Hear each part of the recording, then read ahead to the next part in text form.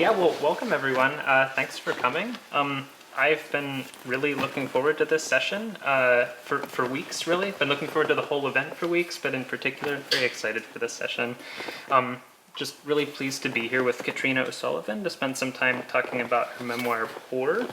I'll introduce Katriona more fully here in just a minute, but I wanted to offer just a few words about the book and some of the larger questions that it invites us to sit with. So, our retreat this week is revolved around this theme of storytelling from the margins. And I think at its heart, this way of framing things invites us to reflect on a lot of really big questions around how centers and margins are sort of constructed, and how this pushes certain kinds of stories to the outskirts and privileges other kinds of stories. I think this idea invites us to reflect on important questions like who's historically been allowed to tell their story, whose stories are deemed worthy of attention and scholarly analysis, and on whose terms. As educators and researchers, I think too often we see marginalized perspectives treated as something to interpret or explain, or in the worst cases, even sort of rescue. But I think the idea of storytelling from the margins prompts us to ask a different kind of question. That is, what happens when we sort of step back and allow people in marginal positions to actually tell their own stories, to narrate their own experience, and to do that on their own terms. And I think Katriona's book gives us a really powerful answer to this question. It's a memoir that resists neat categorizations. It's at once a trauma narrative, it's a trenchant critique of institutions, it's a reflection on social class, and in important ways, it's an inspirational success story too. And it can be all these things together because it insists on narrating the complexity of a real life, lived on the edges of society. And because it's told in a voice that's really unflinching and intelligent and just deeply humane too. So on that note, I'll introduce Katriona here.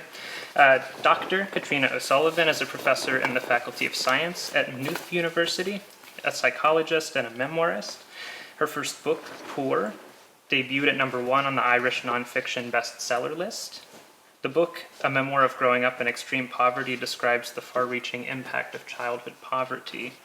As one of 5 children in a home shaped by her parents' heroin addiction, Katriona's story chronicles her journey from poverty, teenage pregnancy, and homelessness to graduating with a PhD from Trinity College Dublin and becoming an award-winning lecturer whose work challenges barriers to education. Katriona's CV is immense. I'll read just a few highlights. She's the principal investigator on the award-winning STEM Passport for Inclusion project. She's held research grants from the Irish Research Council and Science Foundation Ireland. She's been an invited speaker at the UN, Westminster, the World Education Forum, the European Gender Action Workshop on Women in Digitalization, and most recently at the UN Gender Equality Workshop. She's worked with Irish policymakers to develop policies around education and inclusion, and she's published research on equality, gender, education, inclusion, and STEM. Wow. So for the choreography, we'll have Katriona read a bit from her book, a few excerpts for us. Then we'll commence with a bit of an interview between she and I. Then we'll open up things to Q&A from the audience. So let's give Katriona a warm welcome. Thank you. It's so lovely to be here, and thank you for being so supportive and fanning, which is lovely that my book has reached people internationally as well as nationally. So I'm a professor in the Faculty of Science at Maynooth University. Just to contextualise who I am and my story, I always start at the end because it's the best bit. Professor of psychology. I graduated with a PhD from Trinity College in 2012, 2008, a first class honours degree from Trinity College in psychology. If you don't know what first class means, it means I'm fucking amazing. I swear a lot, by the way, and it's not at you, but that's part of my vernacular, where I come from. I start at the end, more importantly actually than my educational outcomes and my employment outcomes, because sometimes I think when we talk about success, we frame it in the terms of economics. I'm loved You know, every morning I wake up, I have an amazing husband and 3 lovely kids. Every morning I wake up, my husband goes downstairs and makes us a coffee on our fancy coffee machine because I'm not poor anymore. And we do Wordle together because I'm intellectual now. And then he says, I love you. And on days like today where I'm coming here, he'll say, it doesn't matter what they think, I think you're amazing. I think the gift of education, employment and opportunity for poor people, sometimes we lose why we're doing it. It's to provide people with enough security to achieve what we all want, which is connection. And I feel very blessed and gifted to have that, because, you know, if you knew me 27 years ago now, I used to say 25, I lived in a 1-room bedsit. It was probably like from that glass panel to that glass panel with my 7-year-old son. I was completely social welfare dependent. I had a cash in hand job. I used to clean toilets in a train station. And if you knew me then, you just don't expect women like me to end up here. Or 30 years ago, or 32 years ago, 16, homeless, living in a homeless hostel with an 8-month-old baby. I'd left school a year before without any qualifications. And I was completely alone and terrified and unable to ask for help. A chip on my shoulder with the anger. If you knew me then, we just don't expect these outcomes. Or 41 years ago, I'm the 7-year-old daughter of 2 intravenous heroin addicts, and I wake up every day hungry. Not just for food, but for a hug. And for someone to teach me that I'm valuable, show me that I have potential, teach me how to regulate my emotions. And so that's who I am and where I come from. And my book is the story of how I got here. And it's not a story of grit, because grit will not get you here. It's a story of the people and the policies and the practices that actually allowed me to escape my destiny, because poverty is a destiny in the same way that privilege is. And so poor is it's my intellectual and my personal experience combined to try to make people think. And we think more, I think, when we hear real stories. Heart helps us. Intellect does as well, but it's very dry and boring. Nobody reads my intellectual papers as much as they've read this, to be honest. So I'm going to read you a few inserts from my book, and then we'll have some questions and answered. So this is a story of when I was in school as a child. I was wet in the bed every single night. Children tend to do that when they're in crisis. And then going to school without washing or changing my pants. I didn't know how to wash. There were no towels in our bathrooms, barely any toilet paper, never any soap. None of us owned a toothbrush. In the toilets with Miss Hall, I felt ashamed, as though it wasn't just the kids who teased and mocked me. Pissy pants, smelly bitch. I don't want to sit with Katriona, miss. She smells like wee. I knew that Mrs. Arkinson and Miss Hall thought I was smelly too. It was true. I stared at the floor. Couldn't she just leave me alone? I didn't want to talk about it. I didn't want to talk to anyone. I might cry actually, so say that. It's okay to cry. Miss Hall crouched down and said quietly and kindly, Katriona, you're not in trouble. We're going to help. I did need help. I could sense it in the relief I felt from her words and looking at the pants. They had pictures of little girls in tea dresses on the front and days of the week stamped above the picture. Monday, Tuesday, Wednesday, Thursday, Friday, she said, landing her finger on each one as she said the word. I looked at Miss Hall and she was looking at me. I wanted to reach out and touch her fluffy hair and silky blouse with the big loose bow at the neck of it. She was so clean and pretty and smelled lovely. I sometimes wonder if she could actually be Princess Diana. They looked the same to me. Maybe it was really her, a princess in our class. When you come into school in the morning, before everyone else, I want you to come to my desk and I will give you a set like this. She showed me a white flannel and a white towel and lifted one pair of pants onto the small pile. You take them and come into the loo and lock the door just like I did, okay? I didn't nod or shake my head, I just stared at the floor. Do you wet the bed? She asked, hunching to look up at my face. I flinched but didn't answer. She pushed my hair back.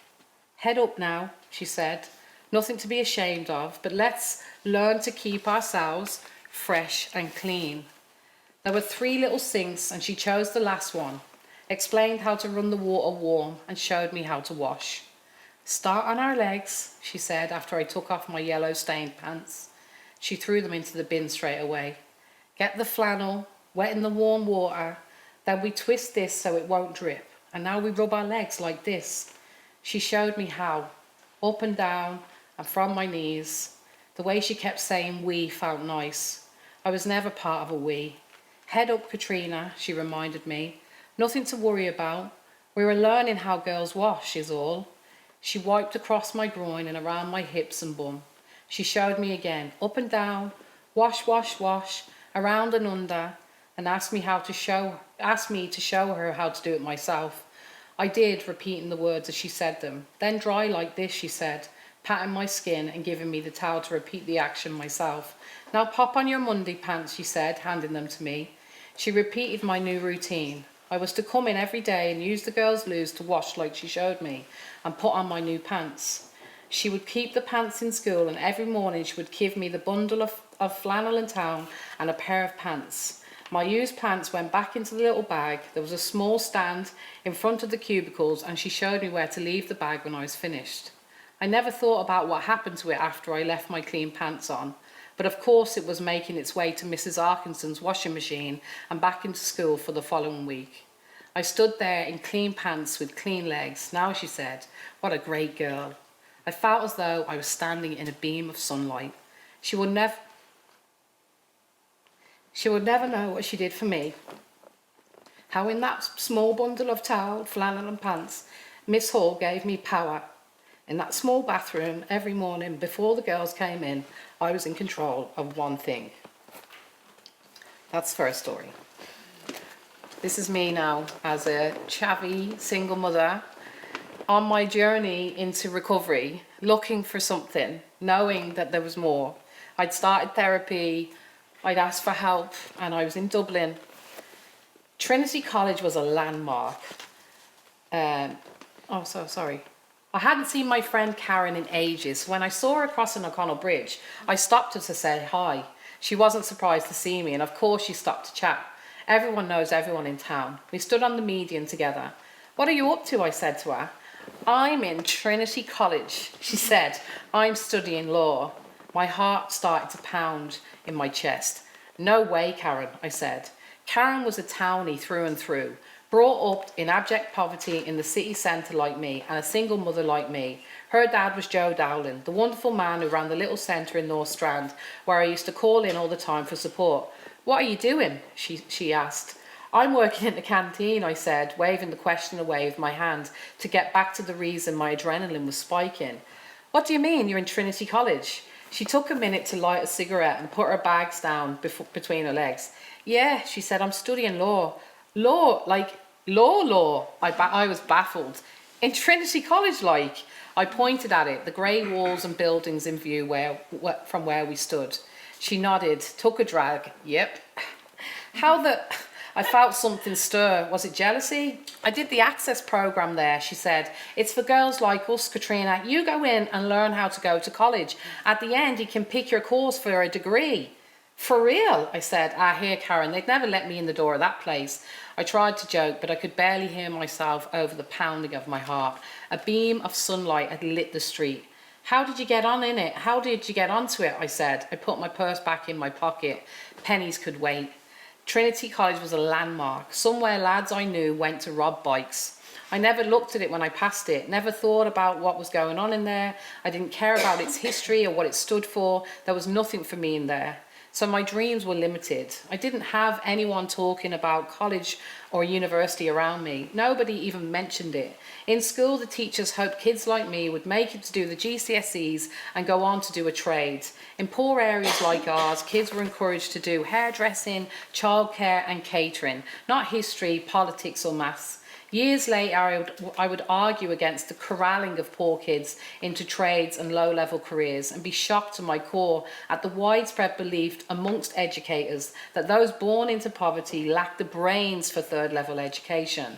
I fight this nonsense every day. On O'Connell Bridge that afternoon, Karen explained to me how she got into Trinity. She started at the beginning, told me about the Trinity Access Programme, how people like me could apply to do a course where you'd be helped to go to college or university. She said she loved it, told me it was brilliant, said there was loads of support and the people running the course were great. I'd love to do something like that, Karen, I said. She dropped the cigarette and stood on it. And they pay you, she said. You get childcare and all. I wanted to pinch myself. The ground under my feet was turning to gold. Where is it on?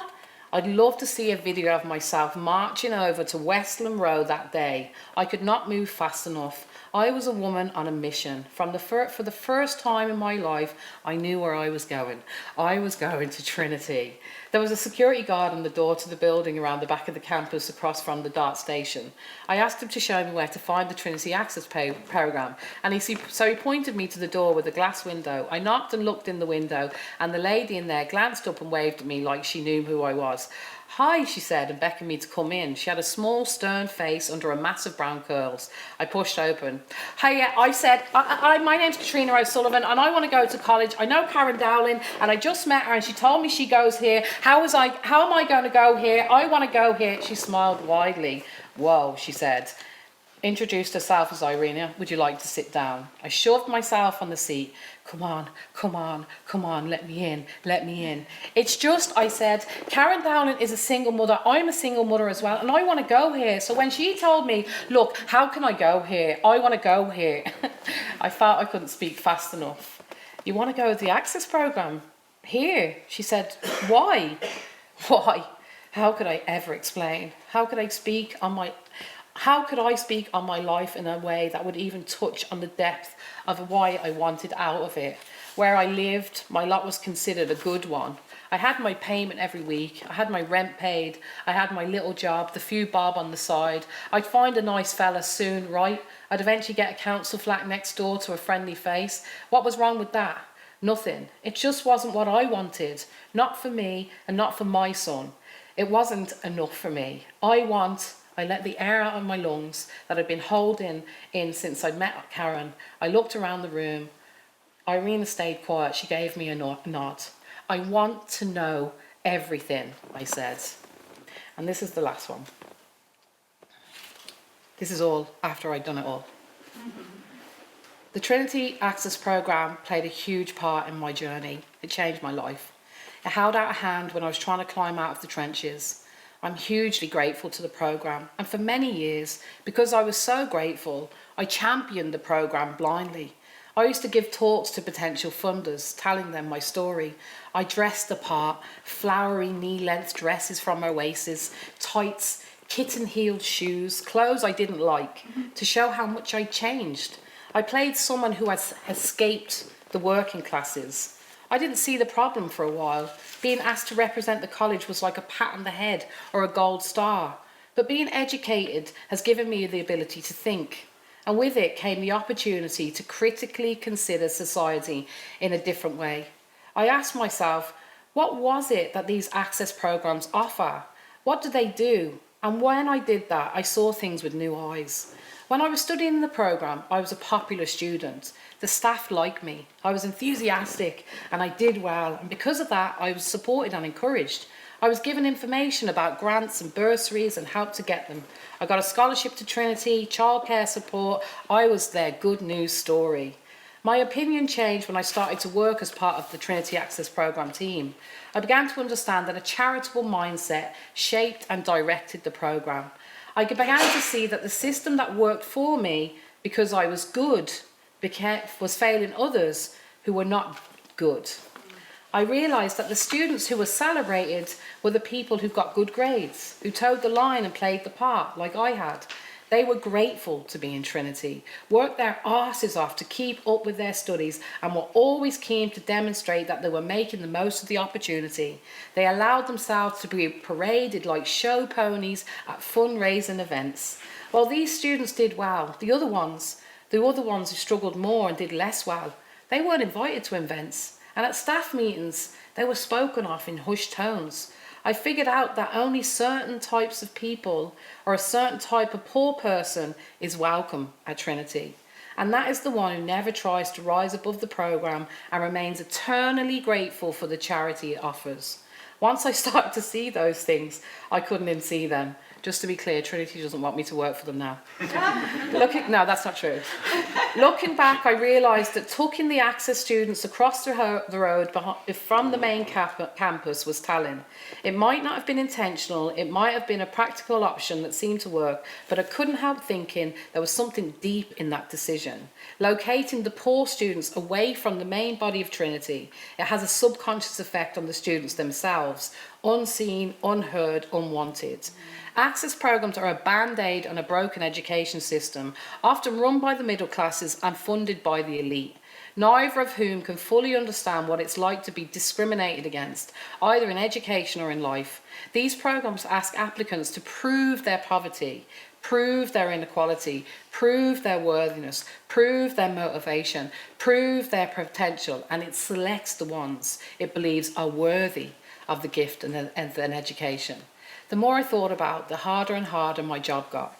I saw things that made it impossible to stay working in Trinity in the Trinity Access Programme. I saw the project sold as one that saves poor people from the clutches of their own communities. Rich people donated, brows furrowed with concern, but their donations were not always about making lives better. It was about being identified as a Trinity donor. Maybe patting themselves on the back a little and changing nothing. Indeed, wittingly or unwittingly, these structures uphold and reinforce inequality. Many times when I stood there appealing to alumni to dig deep for the poor, I may have been the smartest person in the room. And that's kind of a problem. I graduated with a first-class honours degree from Trinity College, despite growing up in a poor household. Being poor, that helped me get where I am today. And yet, even with my PhD, my new research role in Oxford University, my prestigious research council funding, I knew I was still regarded with pity by the upper echelons of Trinity and by its well-heeled alumni as one of the charity cases. That's me. Thank you. Thank you so much, Katriona. Those are moving snapshots into your story, and yeah, I appreciate you sharing. Great, yeah, so I have a handful of questions. Yeah. I wanted to start with just sort of the beginning, the title of your book, Poor. You talk about this a little bit in the epilogue and sort of explain your rationale for wanting to frame things this way. And I'll quote you here. You write that the term poor cuts through a lot of jargon. Words like disadvantaged, underprivileged, deprived, underclass. You say that those terms, they have their place, but they don't quite capture the visceral truth of what it's actually like to grow up the way you did. Can you talk about why it was so important for you to name that truth directly? Yeah. And then could you also maybe talk about what storytelling, what it is about storytelling that allows you to express something that those more clinical terms can't quite get at? Yeah, I think poor makes people feel uncomfortable in some ways. It's a polemic term. I think one of the things that I've been privy to in my research career, in my academic career, is the uncomfortableness of people in terms of naming disadvantage and using words like underserved, disadvantaged. Like, I've been in meetings where the same person has been like for 5 minutes gone disadvantaged but underserved, but there's people are so scared to name poverty and name social class and name what it's like, and so for me it was really important to have a title that grabbed somebody and was totally honest. And also, it's a play on words, because there's an idea that the people are poor, like we're poor. And for me, I think poor represents the poor system and structures in which I grew up. Like, there were people in my childhood who had no power to do better by me, which were my parents. But there were people that had enough privilege and power to not reinforce the hurt that I experience. And so for me, they are the poor people. And so I use poor interchangeably, and I think it's a nice conversation. But I also think it's very important in language to say truth. To say, I was poor. And I had poverty of mind, poverty of love, poverty of opportunity, poverty of, poverty of fairness, food. So, and I think, when you write from a non-academic point of view, it sometimes gives you permission. You can break the rules, because we have rules in terms of, subjectivity, objectivity, all this thing. It gives you permission when you write like I've written to be able to say what you actually mean. And what's been really nice is actually hearing other people use the term more freely and not feel so embarrassed. And I think it's okay to say poor, even if you weren't poor. We need to be comfortable naming the reality of people's lives. And it's not a criticism. Like, if I work with people who are very privileged or have had very privileged lives, I have actually no problem with them saying, wow, you grew up really poor. They're more uncomfortable with that than I am, because they feel like it's a difficult thing to say. So I called it poor. Now, we had lots of conversations about the title as well. I did want to call it Go Your Own Way at one point, but Fleetwood Mac would cost us too much money. So we went with poor, which I think is more polemic. Yeah, no, that makes really good sense. I want to get into sort of reflecting. Oh, no, that's it. Yeah. Reflecting on the experience of writing the book itself. In the first chapter, you reflect a little bit on the difference between memories you want to hold on to, ones that bring you joy, which, of course, there are plenty of. But then there are others, of course, that weigh you down, that you still feel compelled to tell people about. You say that you want to share those painful memories with the readers so that you can sort of leave them here and move on from them. Is how you put it in the chapter. Can you talk about the role that writing the book played in the process of sort of letting go? Was there a way in which sort of revisiting those memories helped you to move on, or did they maybe take on a new light or a new weight at different moments? Like, how did that dynamic work out? I think when I wrote that line, that was very aspirational, in the sense that, I'd love it if I could just write it down and it'd be gone. But there was definitely something, I wouldn't recommend writing a book as honest as what I've written without therapy. I think there are people who are asked to write poverty stories who haven't actually had the opportunity to heal, and I think that's quite harmful and inappropriate in publishing.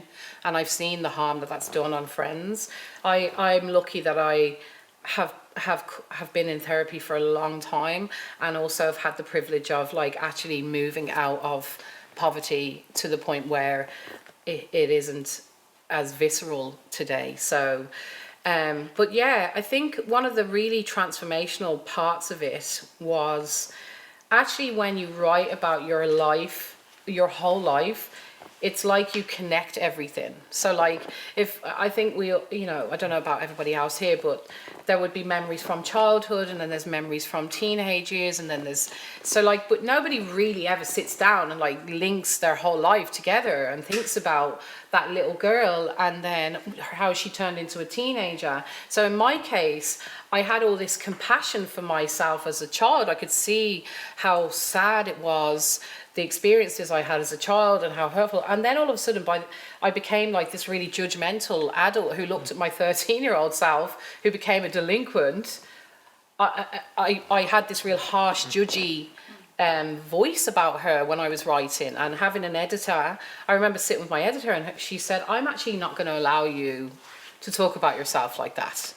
And that was really, really mind-blowing to me, because I actually couldn't see.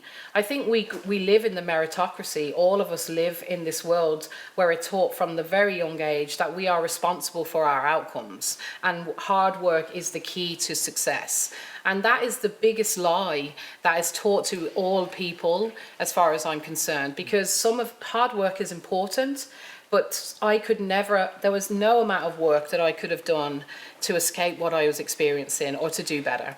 And I had internalized that. And so when I was looking at myself as a teenager, that's how I wrote about myself. I failed at school. I didn't attend enough. I was I fought with people I smoked, so I had sex, underage sex, you know.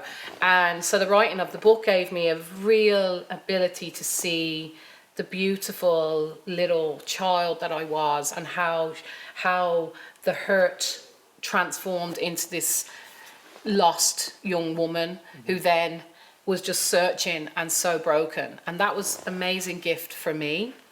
The other thing that it gave me was my mother became very static in the story. So when writing about her, I was able to find like so much love for her in writing about her, like the memories of her joyful dancing, the way she'd tell everybody to fuck off, you know, like that beauty. She had an amazing character, so it gave me the gift of being able to see the light and dark of humanity in my parents.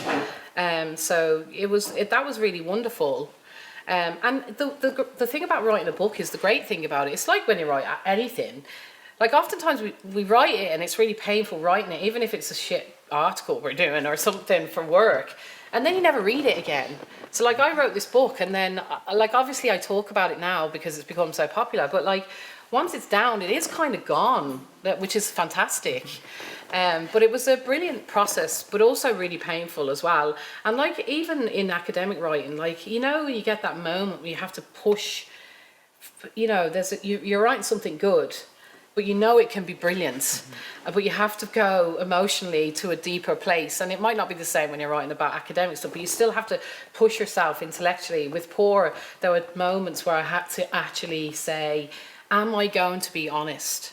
There's a brilliant book by Tara Westover called Educated, and it's, for me, her book is similar to mine, but she didn't say everything, in my opinion.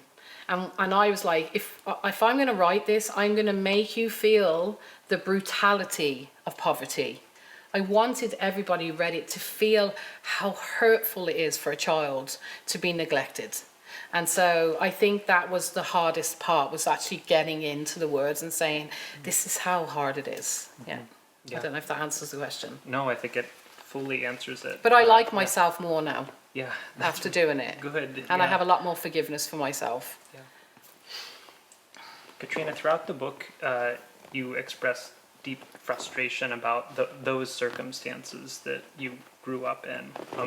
But there are also interesting moments too, and you actually, one of these came up in your third excerpt there, where you reflect on how growing up poor gave you certain kinds of skills or insights or instincts that actually really helped you succeed later on.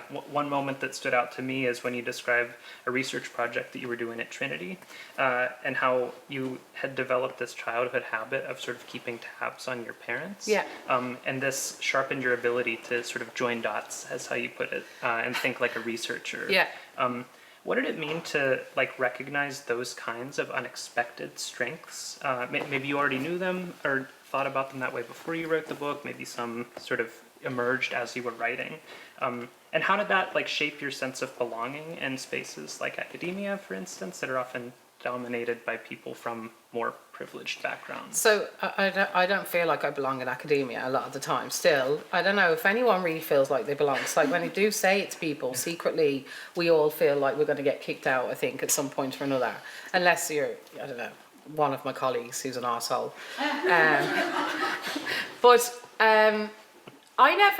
So I don't think anybody should have to go through trauma. I think trauma people should be protected. But like growing up poor, like that story when I talk about meeting Karen and marching over to Trinity College, like none of my privileged friends would ever have the balls to knock on the door of the director of the Trinity Access Programme and say, yeah, excuse me. So like there's so many gifts in poor communities that we miss out on, that are not all bad, but like there's skills that are forged in the fire of adversity and poverty that we need in academia, we need in business, we need everywhere.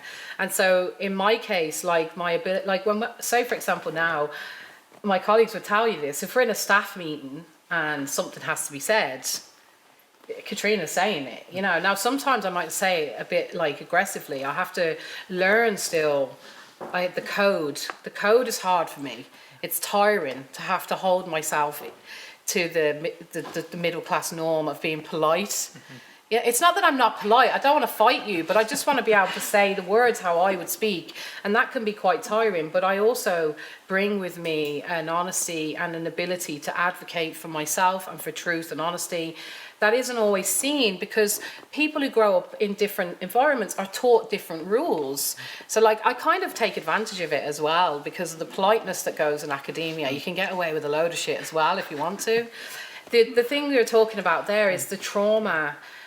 I suppose, like, having experienced sexual trauma as a child, and also the trauma of my life, my family, every single day, what that does is it does change your biology. It makes you hyper vigilant, and that hyper vigilant is horrible, and I wouldn't wish it on anybody. But it is actually in some ways a skill. So I remember sitting. I did psychology and statistics. I always felt like maths was going to be a problem, and our maths lecturer, Michael Gormley, I used to read his isms. Like, I was so on all the time. Like, Michael would say, and so the exam would come, the exam is on, and so we might talk about standard deviations, and I'd be like, okay, he's going to ask a question on standard deviations, because I would be reading everything. And so I'd be very on to, like, little signs about what I should study, because I'd hear things that maybe someone who hadn't got that hypervigilance wouldn't necessarily see. Also, like you said, like, I was an investigator by nature because I was constantly investigating my family and my parents. So there was this kind of investigative kind of way about me. Now, I wouldn't wish that on anyone. I'd prefer not to be hypervigilant. But yeah, there are skills. And I think that's the biggest loss in equality and equity work, is that there's this charitable idea about us, like we're broken people who need to be middle classed. I remember Trinity, they took us to a fucking gallery, excuse my language, the first month that we were there, the National Gallery. I was like, I don't like this art. I don't know this. This makes me so uncomfortable because it reminds me of what I don't know and what I'm not. And I think we need to be like celebrating the diversity and the different voices that come. So I think it's one of the most frustrating pieces, is that we're not open and aware of the skills that exist within diverse communities, and I have loads of them, and they have actually been the reason why I am so successful in academia. Yeah, that's brilliant. That's so interesting. Katriona, the story you tell in the book is basically chronological, but of course you sort of pick out certain key episodes or moments or developments. How did you go about picking which moments to highlight and which to leave untold? And I'm really interested if there were any like stories that you wanted to show up in the book but ended up on sort of the cutting room floor or something like that. How was that process? So the process of actually writing a memoir, or it's hard actually, because nobody, I don't know about you guys, but like nobody sits down and goes, this time. So like I remember getting the contract. I was lucky. I was asked to write it by Penguin, and I was just sent off. I'd done a chapter in a book, Trinity Tales, and they loved that, and they asked me if I wrote it myself, and I said of course. And they said, okay, here's a commission, go and write your book. And then I used to go to the same place and sat down, and I'd be like, I was born on April the 18th, 1977, like start from the beginning. And I was just blocked. I was like, how the fuck do you do this? Like, and so obviously I'm in education. I was like, I need to be educated about this. So I did a course, I got in touch with some people, and it's like big rocks. There's big rocks and there's small rocks, okay? So the big rocks are the big memories in your life. And it doesn't have to be chronological, but sit down. So I sat down in the same way I do in work. I sit in the same place, and I'd set myself a word limit for the day, 1,000 words or 3,000 words, whatever, and it would be like, here's a list. I listed a load of memories, big rocks, big memories from my life, and I wrote them as stories. And then after I had 50,000 words, then we began to bring together the big rocks. Now there were small rocks in there that I thought were big rocks, and the editor would say, that's boring, no one's going to want to hear about that. So like when you get edited or we get reviews, exactly the same experience was like, that's shit, no one cares. And you're like, it's my life. There's lots that were left. There's lots of stuff not in there. So I need you to understand this. I was very strategic in writing this book. In the same way that we write a research paper, there are things I wanted the reader to do and to learn from this book. I wanted the reader to learn that talent is everywhere, opportunity is not. I wanted them to learn that addiction, poverty is a cycle and reproduces itself, that my mother and father did not choose that life. And so I was very strategic in the stories that I told and how I told them. I wanted you to love me. And the reason I wanted the reader to love me as a child, because then I knew it would be easier for you to understand how bad I became as an adult if you loved the child. So there was a lot of strategy in my mind when I was writing Poor. It wasn't just me writing the story. It was like, how do I ensure that you love me? And you feel for me, even when I'm robbing, I'm having an abortion, I'm sleeping with lots of men. I'm sorry to look you in the eyes when I'm saying these things. But you know, how do I ensure that the reader forgives me? Because we need forgiveness. Poor people need understanding. The reader needs to know that we're not bad people, that bad things happen that make us do bad things. And so that was like the strategy in the book. Now, the things that were left on the floor, the horrible things, which I thought the book would be loads of, was lots of Trinity stories. So I remember my editor, never forget this, she said, oh, everybody has a Trinity story, no one's going to want to read about that. And I was like, what? But that gives you the idea of who's in publishing even. Because so there's loads of Trinity that didn't go in, loads of my experiences of stuff that didn't go in. The other thing about writing a memoir is that you have to think about the arc of the story, so the middle and the end, like where is the drama and where is the end. So there was pieces that got left because it didn't fit. So if you track, you've got my middle and then the drama and then the wonderful ending of Mary Robinson and me standing up and deciding that I don't need Trinity anyway because I have this wonderful husband. Do you know? Yeah. Well, you'll be happy to know your strategy totally worked. So you love me? Yeah, of course. Yeah, but that's good. That's good. You know, one thing that really stood out to me in the book is how vital mentors were at key moments in your life, and you talked about one and your teacher in the excerpt there. You know, some offered life-changing support, and not just by being kind or competent, but by going far beyond what was kind of expected of them normally in their roles. What do you think it was that sort of set those truly exceptional mentors apart, and not just from the bad ones, and I have some in mind from the book, but from the even just decent or well-meaning ones too? I think so. Miss Arkinson realised that everybody needs a light in them. Everybody needs someone to guide them and to light them up. And she worked really hard to make sure that every child in her class had a light. She gave them a light about themselves. The thing about Miss Arkinson and the story with her is since publishing the book and going on Facebook and going on the I used to think it was just me that was special, but actually there's about 700 people who've posted about how she changed their lives as well, which I feel pretty jealous about.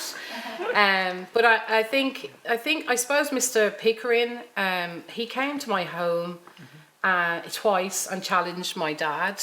I think sometimes some people are just willing to go the extra mile for other people, and that was a really important, like when I do my public speaking, I talk about like the lessons from my life. I think the most important characteristics of good pockets of sunshine or role models or mentors was they always believed in my capacity to achieve greatness, even though I didn't. And it wasn't dependent on my behaviour. So there was always a sense that I was good. And they always made me feel like I was good even when I wasn't good. So that was Miss Arkinson, Mr. Pickering. That's even in my adult life. Like I've got mentors now who still remind me constantly that I'm good enough and I'm great and I have it, even when I'm not. Because there's times when I'm not. The other thing was going the extra mile for me and showing me they were fighting for me. I mean, not everybody needs people to fight for them, but like the 5% of the population who lived like I did, because it's about 5% or 7% in Ireland, we need people to fight for us. The other thing was, in the story about Karen, Karen didn't. You know, we have this motto. You know, if you can't see it, you can't be it. I don't believe that. Like, I believe it in some cases. I needed to be told I could do it, and I needed to be told a lot. And so Irina Boydell, the woman who ran the Access program, Karen Dowling, even now in my job, like I have a colleague who's my mentor, Gemma, another colleague, Mac. You can do this. So like, I recently got promoted to professor, and I only got this associate professor 2 years before, and the requirements say you have to wait 5 years, okay? And so it was 2 years after the promotion, and Mac, my mentor, the chair in psychology in Move, he emailed me and he said, can we have a meeting? I was, oh shit. And I said, yeah. He said, I want you to apply for professor. And it's not up to him, he's not involved. I said, oh no, I can't. It's not. He said, no. You have to do it now. You've written this book, you're in this position, you've published this, you have to do it now. And I'm like, Mac, I'm not, no. And he was like, you are good enough. So it's constantly having people who are willing to remind you that you're good enough and to fight for you in some ways. And always as well, like fighting when you're not there. You know, that was really important for me as well. So yeah. Do you stay in touch with any of those people? Yeah, by the way, so Miss Arkinson, I went up there last year and had afternoon, a little salad, an Irish salad with her. Mr. Pickering died, unfortunately. Irina I had lunch with last week because she's home from Sydney. I'm going out to Sydney in 4 weeks. I'm going to stay with her. So yes, I'm really grateful for the people. And I try to be a person for other people now. Yeah. And it's actually a gift to help other people. It sounds like a hassle, you know, because we're all trying to progress. But like, the gift of happiness is actually helping other people. It's not in an impact factor. It isn't in an impact factor. It is in the connection with the students, in caring about your teaching or whatever, or just giving a moment. And I think we just forget that that's where joy is. I know we're all pressured, but the joy is in helping other people. That's where life matters. And so I try now to do that for other people. Katrina, one of the, I think, takeaways from the book is how empowering education can be, especially for those who have been excluded from it historically. But at the same time, and we saw an example of this, you can be really sharply critical of how the British education system often sort of reinforces class hierarchies, even when it claims to be inclusive. You point out that working class students, you know, they're often only accepted once they learn to act like the right kinds of students and so on. Can you talk about what it was like to navigate that tension between education as something that can on one hand be liberating, but on the other hand sort of pressures you to assimilate in a certain way? Yeah, so the best, I don't know if it's clear in my book this, but like prior to education, to higher education particularly, like I was I didn't have criticality at all. Like, it wasn't present in my life. It was like, I need to get a council flat, I need to get my welfare, I need to, like, don't tell him anything, hide, survive.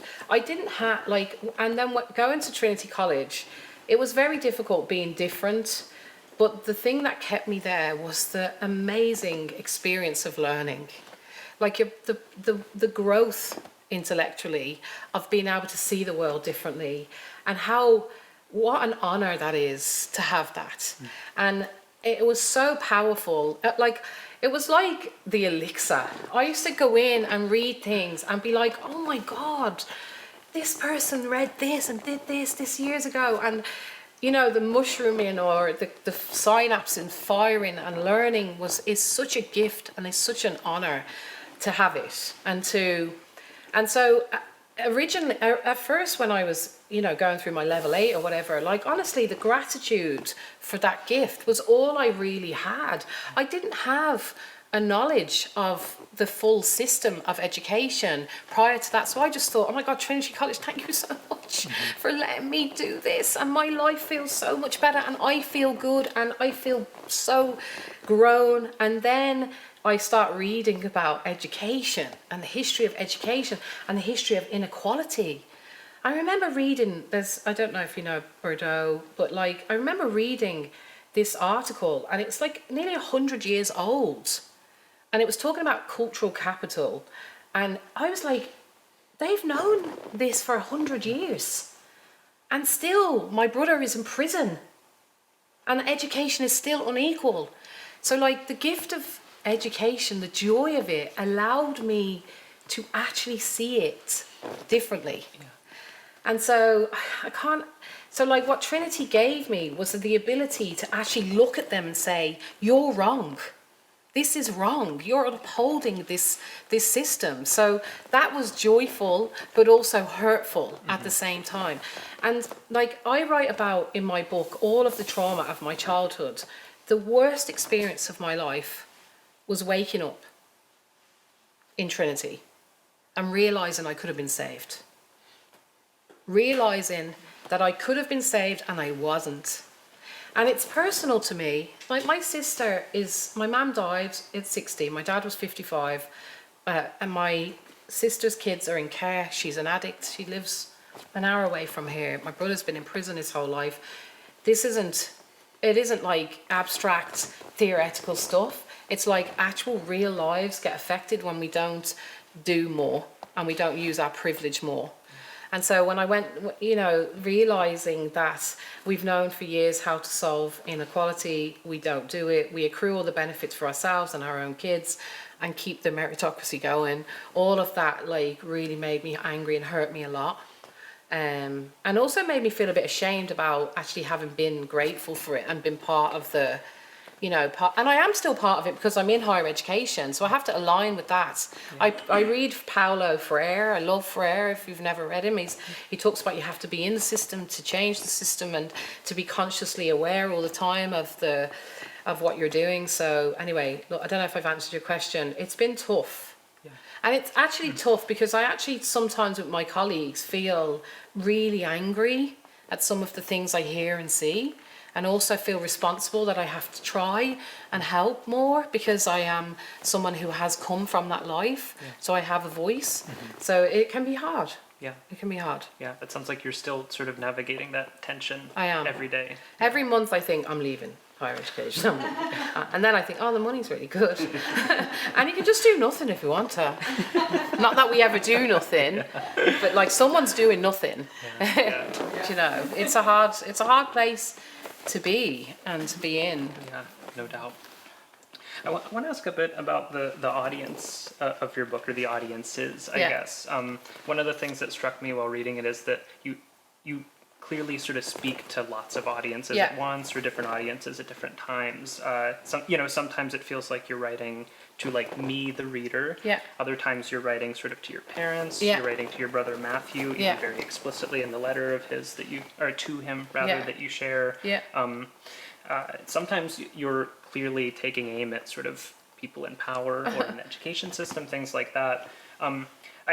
So I guess I want to ask you, for your part, who are you writing for, and or maybe the better way of framing it is, how were you thinking about your audience while you were writing the book? So my hope was, I suppose in terms of audiences, there was kind of three that I had in mind, but my real hope was that some girl or woman would read it and say, oh my God, it wasn't my fault.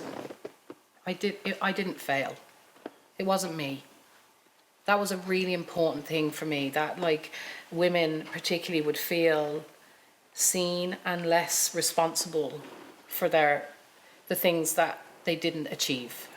Because, I have thousands of messages from people, from women particularly, and men, but women particularly, who say, thank you. I didn't know, I thought I was bad. Because I thought I was bad. And I walked around, and when you think you're bad, you choose bad things. And you don't know that you can, that there is an option to choose better things. So in the secret moments of writing, I thought, oh God, there's going to be a woman somewhere who's going to read this and think it wasn't my fault, or maybe I can do that. And I've had so many, even this week a girl sent me a screen grab of her CAO. It's our central, as she got into university.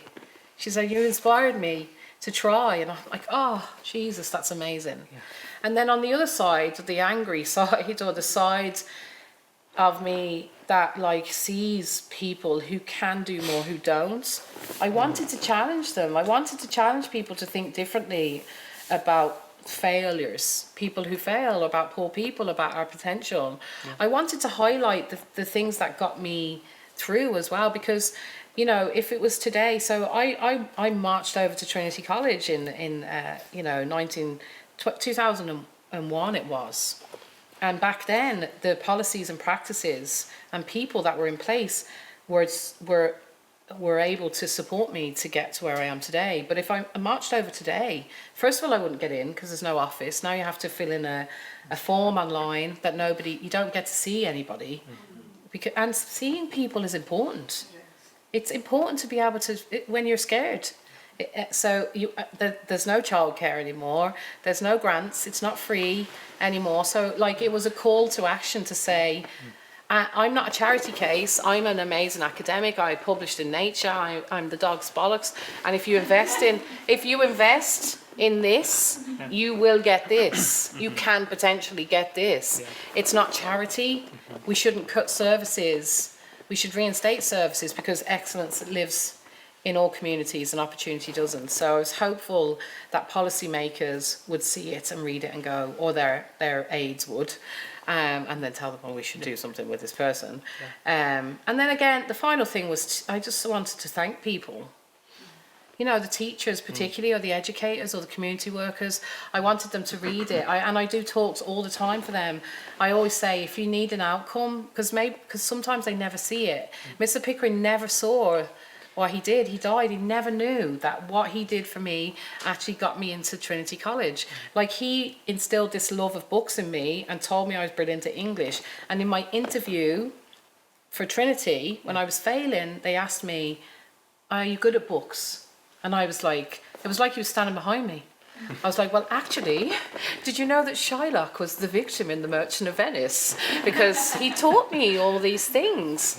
And so his work, many years later, changed my life. And I wanted to remind people who do the work that what you do matters and that it changes lives. It changes, and it's important. So, and I think I've done that because I get so many wonderful emails, so many wonderful responses from all of them people, which is really amazing. Yeah, no, that's wonderful. Great. Well, at this time, I want to turn things over to you all to ask any questions you have for Katrina here. From the outskirts and beyond, so place, geography, playing a major role in that, and I'd love to know if that is also part of, you know, how you conceive of your own sort of movement to Trinity for, you know, education. And you were mentioning, of course, that Trinity for you was not the center of Trinity, but you were in a particular part of Trinity, so I find that quite interesting. Also language itself, and you know, I'm from Southern California and I speak a certain English, and I hear you speaking this wonderfully lyrical, you know, English that of course, you know, to me represents Ireland, but of course class is often represented in the way we speak and in our relationship to language itself and how we approach it.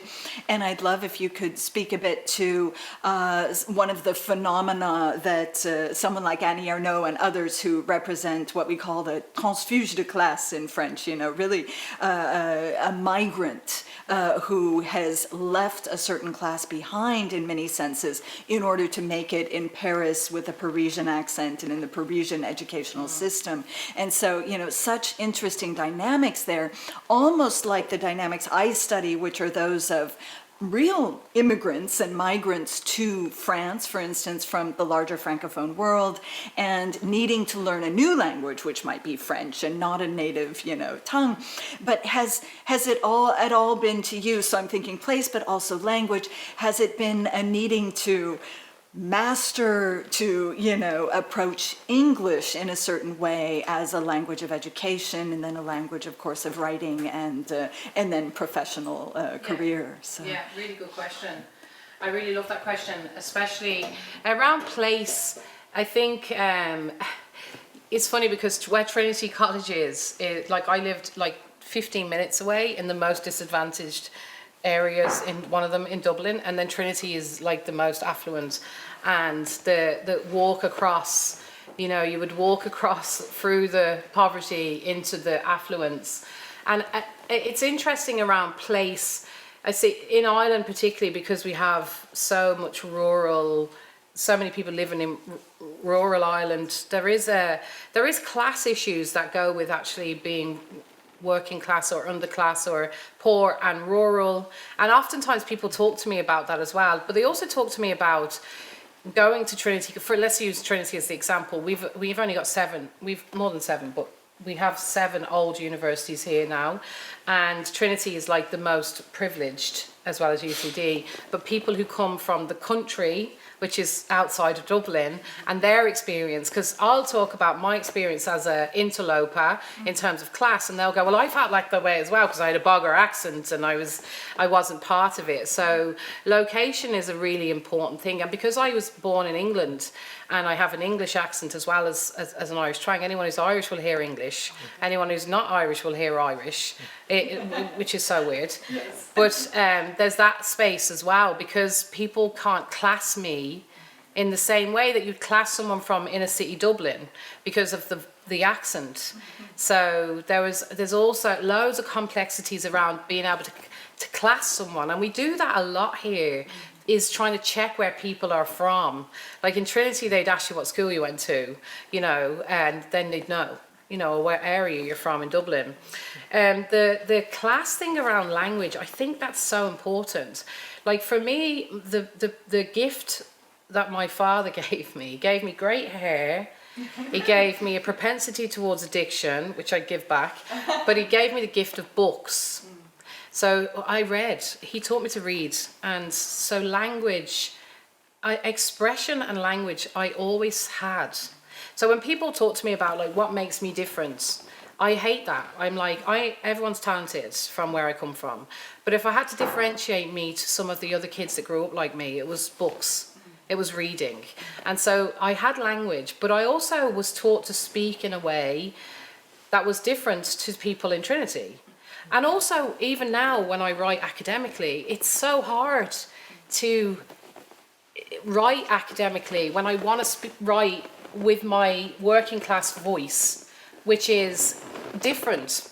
And I think it adds a layer. And it adds a layer a lot to my friends and colleagues who would be coming from a different class in terms of writing or expression. Because there's another layer of like not doing it correctly, not knowing the words. And because academia is the writing is so dry and convoluted at times, and like it takes a day to write a sentence sometimes. But you could just say, I fucking hated that thing, or you know. What's been amazing is actually discovering, you know, hip hop pedagogy, for example, or places where there are places that are now beginning to celebrate expression of words in ways that relate specifically to class or culture. And I think that would make life a lot easier in academia. Even like my first essay that I handed in to my psychology lecturer, he said, if there's 3 spelling mistakes, or if there's 3 spelling mistakes or punctuation errors in the first paragraph, I'm not marking it, I'm sending it back to you guys. And like we're a class of disadvantaged kids, early school leavers or whatever, like that was... we were all like shit. I failed school. So it is a very complex thing, and actually the confidence that is people. I think people feel like they can't speak right. That's a big thing. Is I don't have the words, and people will always say to me, even my working class friends will say, but you can speak the words. You have big words. They will say to me. And so there's definitely like some work to be done around inclusion of language and not making it so restrictive, because it just makes it so distant. That's why we're so elite. Like the academy is so far away from people who have a gift, but they might not necessarily be able to just use the big words, the sentences. So it's a really brilliant question, and I still struggle with it. I still struggle with being myself in my language, and it's tiring. Like if I have a meeting, oh my God, and there's people in the meeting who don't know me, it's really like, okay, don't say fuck, don't say fuck. And then it might just slip out by accident. And then I'm like, sorry, I'm not, you know, I make a joke, I'm not swearing at you, you'd know the difference. And then I'm like, why can't I use my expression? Why are you telling me that I can't be who I am? Because like we loved each other as kids like that. Like my family spoke like that. We weren't violent. It wasn't like there's a difference between violence. Sorry, I'm going on a rant there, Paul. Good question. Really good question. Thank you. Hi. Hi, I'm Meredith. So nice to meet you. You Thank too. you. I have two. One is a yes/no question. The other is more. Are there other access programs? Like, does your current university have an access program, or is Trinity unique? No, there are other ones. There are other ones, yeah. The one that was in Trinity, so there's different versions. So the Trinity year-long one is a foundation year. And yes, there is a couple more of them in Ireland, but they're not funded by the state. They don't agree with them so that they're funded. The university decides to fund them through other funds that they have, but the state doesn't necessarily fund them and recognise them as a programme. Yes. And the other is actually the part of your last reading and kind of your current views or opinions about Trinity. I do remember when you wrote that you went to the access office, you were glad that it was on the edge, that it was not on the main campus. Yeah. I guess just talk a little bit about that, or the realization. Did you really feel that way at that time? Yes, because I think I did. I think there was, so being outside of Trinity, so intellectually afterwards, as a postdoc, beyond at the time, being in that little space that was at the back of Trinity, there was something lovely about that. It was lovely about the connectedness, and it was kind of us. You're like a baby student, and you're not really a student, and there's something amazing about that, and it feels safe. And so there is a question around like that cultural clash that may have happened if I was straight in. So you get a taster, you do taster lectures over in the big college. You know, there's lots of opportunities to mingle, but later on, so at the time it was good because it wasn't like straight in, which I may not have survived because of feeling so different and being so different. But the issue of my reflection around it being outside is this idea that that we need to do something separate and not necessarily educate the college or the university about the value of education and these students. So like by saying, look, we're going to take these special 30 and put them in this little space and prep them and then bring them over to us, that does nothing to, like that's been going on for 30 years now and it's exactly the same. There's no policy change, there's no advocacy for that to become a model nationally. So for me as someone now with more knowledge, I'm like, that actually feels like we should be educating the university and making that more inclusive rather than necessarily making it separate. Now, I'm not saying that we shouldn't have separation as well, so it's complicated. Support, an opportunity to acclimatise, to learn the rules, to experience difference. So you come back. Yes, so you come back. But they need to learn that too. Why am I being taught that? Why are they not being taught about the value that I bring?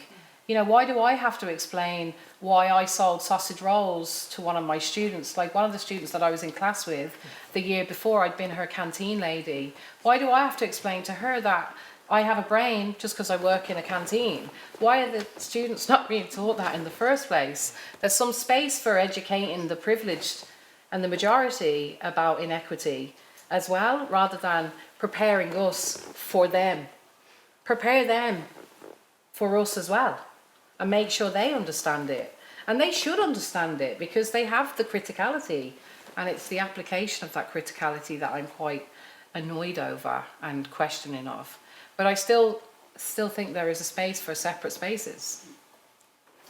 To answer it. Absolutely. Yeah. I just remembered that moment in the early writing. Yeah. Maybe I wouldn't have marched into the campanile. Thank you. I don't know if I would have. I might have because I'm a bit brazen, but... My name is Pamela. Nice to meet you. Hi there. I work at a university where at least a third of the students are poor, probably more than that, but documented about a third of the students. And we've done a lot of work around trying to simplify access and also training faculty to hear how their language might be heard by the students they're working with. And one of the things I love about your book is the way that you present double narratives, what you're saying inside, save me, and what you're saying because you're protecting who you are and you're being loyal to your world as you're interfacing with someone who represents an institution. But you also do a lovely job of also presenting how you hear the institutional figures around you, which may be different from what their intentions are. Yes. But in any case, we do a lot of work with instructors and with students and staff trying to make that difference, those double layers visible, and to try to create equitable environments so that students don't have to experience language and environments as barring their access.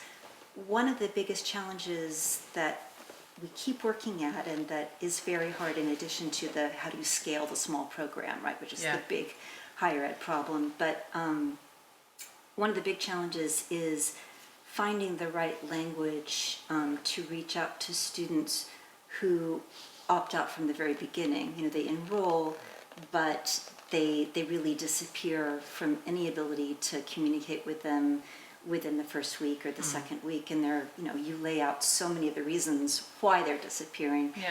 But I wondered if you'd explored what that warm outreach to people who are reading the institution within the first week or the second week and deciding that it's telling them to go away. Yeah. What's the right language to bridge that? That's a really good question and really hard. Like, the first things that come to mind is to be sure that everybody is being seen and thought about the same way. So, what I think about, I always use this example of my own sons. So we're privileged now, we're a middle class family now, lads are going to university. Like, my son started a course and left the course because it just wasn't for him. Didn't like it, and we were like, okay, let's find you something else, because that's what you do. And so I just be sure that, maybe they're just not into it the same way everybody, so I'd be checking the numbers and making sure that it's not if it is definitely something to do with class or disadvantage, then just make sure it's just not a general thing that happens, because that happens. The hard piece with that is sometimes there's not anything that you can do.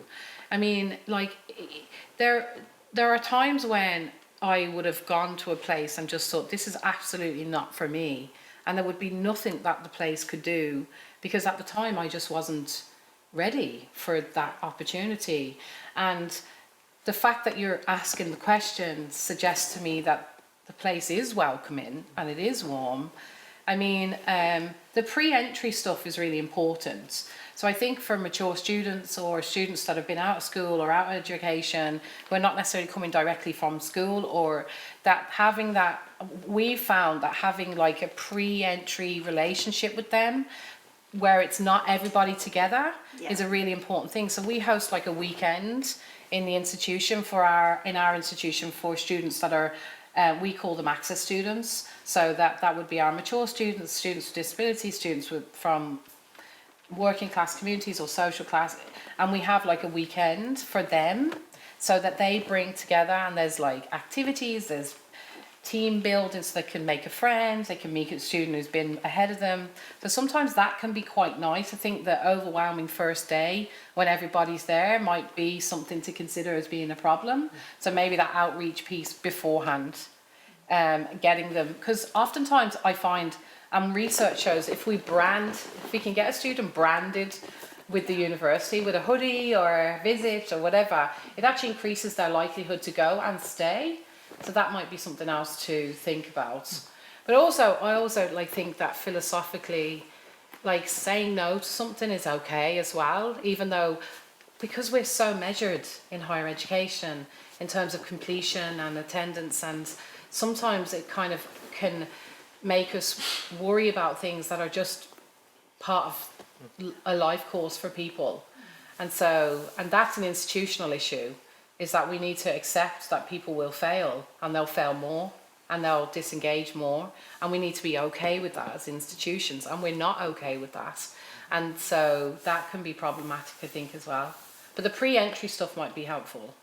A nice weekend in your institution, nice team building exercise. I don't know if you do that already, but We do, Yeah. especially with transfer students, Yes. actually, but also with our first-time students. And we also teach faculty to send out messages at the end of the semester to the students who haven't succeeded in the class, and Yeah. to say, this might not have been the right moment. Let's talk about when it will be the right time for that's you great. and what your steps we would don't be. do that in our institution.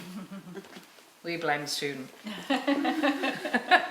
So that's amazing. Well, I love the double dialogues of Thank you. what you're thinking and what you're actually saying, and Yeah. again, what you're hearing and what the Yeah. institutional figure is saying. It's so, I will use that when I'm working with people. It's Oh, really thank wonderful. you. Thank you so much. That's really nice. That's what I hoped for. So I'm really grateful for that feedback.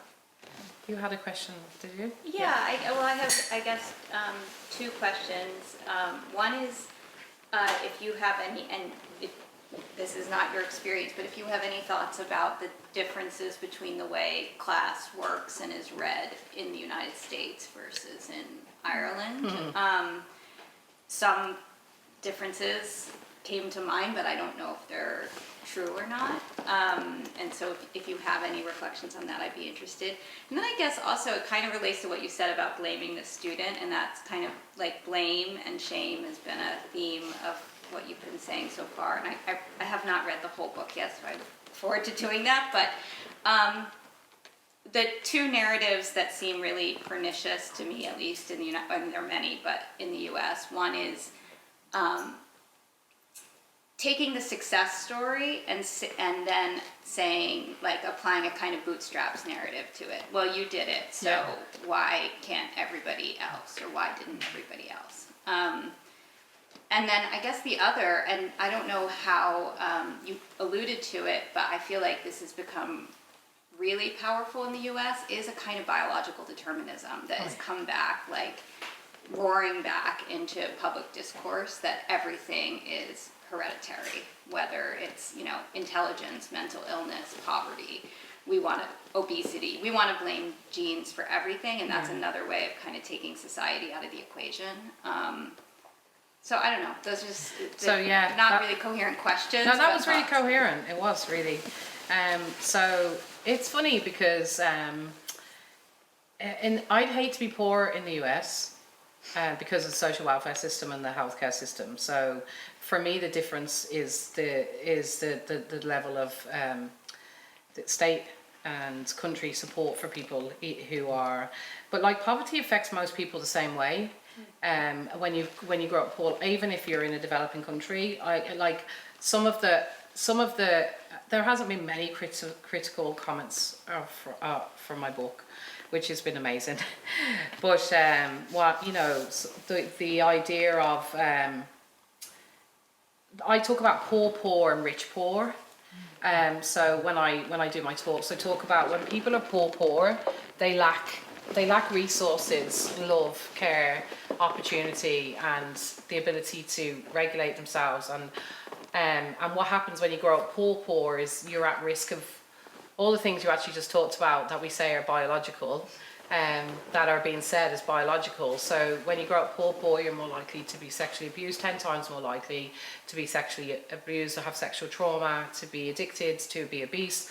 So I think so what I'm trying to say is the services and supports that are on offer differ around different countries and around the world, especially in the US. I think it would be harder to be poor in the US, and I know that. Like, I don't think I'd be here if I'd have been poor there. But then Tara Westover, her book Educated, she was poor in the US and she ended up in Harvard. And same as Vance. Yeah, exactly. His the book different is really good, stories by the they way. tell, you know? I read his book years ago. It's actually a really good book, by the way. Even though he has a complete opposite view of me. He's a bootstrapper and I'm a not. So I think that it depends on what we offer people but poverty is experienced the same way for people. And gender-wise, it's different too. So women experience poverty much more worse than men, and their outcomes are much worse than men.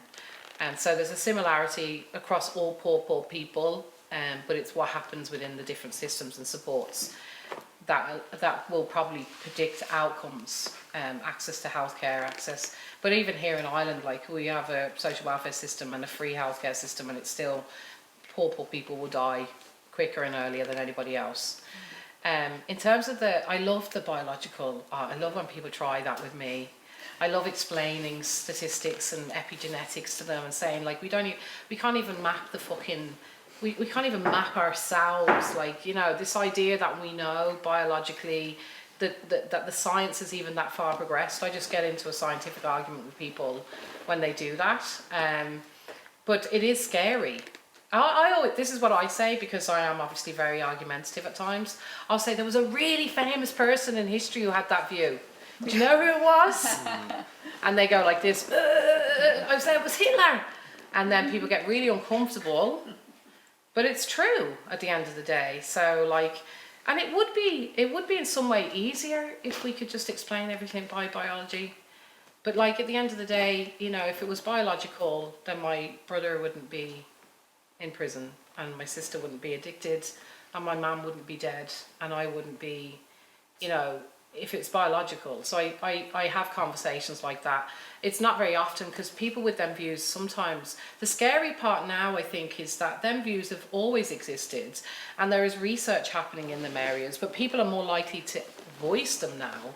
And I think that's a good thing, because when people can voice them, other people can stand up. It's like what's happening in the US at the moment around EDI, or DEI, depends on which way you put your letters around. I actually think this is a really important time. I actually think this is not a bad thing. And I know that's scary, but I am calling for, in my book, for us to stop looking at EDI like it's a charitable endeavour. Like, everybody should be concerned about this, because diversity brings excellence. It's not charity. So I think there's a chance for powerful people to actually stand up and say, we're actually going to defend these things because they are important. But I wouldn't like to be poor in America, I'm just going to be honest with you. Not now. Not ever, maybe. But I've heard loads of stories of people escaping as well. Hopefully that's okay. Thank you. Okay, maybe we have time for one more question, and then we can continue the conversation after. Yeah. First. I come from a completely different sort of viewpoint, more from the literary point of view.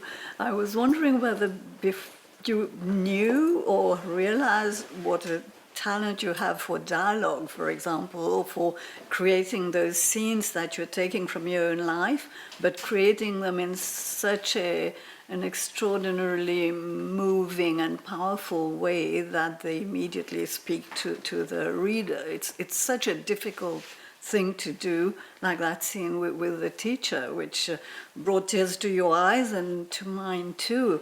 And it's a scene which is described, I mean, from the literary point of view, in such a powerful, delicate and beautiful way, and it says everything it has to say in a tiny, perfect sort of place and situation. I was wondering whether you knew this about yourself before writing it. I still don't know about myself. So, like, I still, I've just written my second book, and it's not a follow-on. It's a different topic. It's called Hungry, and it's a biography of my body as a woman, as a poor woman, and I have I think the thing about writing is there's always doubt. Like, you know, Like, and I know writers now, and they're amazing, and they doubt themselves, and I doubt. I write something, and occasionally I read it and go, "Oh my God, that was amazing." Then I went, "No, it wasn't." So no, but I always. So I met a girl I knew her years ago, and I met her on chance in the street about 2 weeks ago, and she said, "Oh, I read your book," and she said, "You were always an amazing storyteller." And I said, "Really?" I always knew I was a good orator or a speaker, as a kid, and I loved drama and I loved stories and so I always knew I had a capacity to tell a story, but I never thought I was a good writer. And I still don't think I'm a good writer, even though I think it's a good book. I still have the doubt, but I think that's good. I've met some arseholes who just think they're amazing, and they're definitely not. So I prefer to be a doubtful genius than a confident, mediocre writer. So, but thank you. That actually. So the other thing when I wrote Paul was, okay. So academic in writing, I think I wanted it to be beautiful. Like, I wanted for someone in literary circles, to say, "This is a beautiful book." Because I have an ego, and I wanted to write a beautiful book as well that feels like fiction but is real. And so you saying that to me is a gift. Thank you, and hopefully I will continue to write. I'd love to write fiction. I'd like to try, but I don't know. I'm scared. It's so scary. Writing is so scary. It's such a hard job, and I admire people who write, who try to tell stories, to share it's such a difficult thing to do, but also amazing. Well, this whole conversation has been a gift. Thank you you so much. Yeah, let's Thank go you so Katriona much. around.